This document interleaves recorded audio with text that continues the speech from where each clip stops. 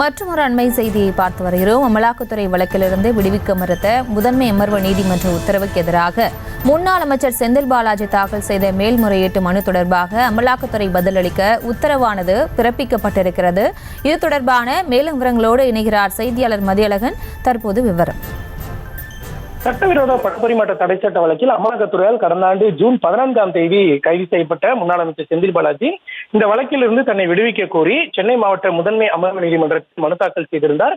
இந்த மனுவை விசாரித்த சென்னை மாவட்ட முதன்மை அமர்வு நீதிமன்றம் செந்தில் பாலாஜியினுடைய மனுவை தள்ளுபடி செய்து உத்தரவிட்டிருந்தது.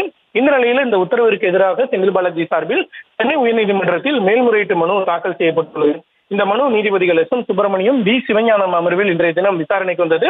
அப்பொழுது மனு குறித்து அமலாக்கத்துறை பதிலளிக்க உத்தரவிட்டு விசாரணையை ஆகஸ்ட் 12ஆம் தேதிக்கு நீதிபதிகள் ஒத்திவைத்தனர். அப்பொழுது செந்தில் பாலாஜி தரப்பில் ஆஜரான வழக்கறிஞர் அன்றைய தினம், அதாவது 12ஆம் தேதி செந்தில் பாலாஜியினுடைய ஜாமீன் மனு உச்சநீதிமன்றத்தில் விசாரணைக்கு வர இருப்பதால் இந்த வழக்கினுடைய விசாரணை வேறொரு நாளைக்கு ஒத்திவைக்க வேண்டும் என கேட்டுக்கொண்டார்.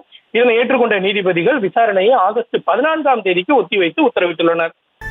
விவரங்களுக்கு நன்றி மதியழகன். செய்திகளை உடனுக்குடனும் துல்லியமாகவும் தெரிந்து கொள்ள சப்ஸ்கிரைப் பண்ணுங்க.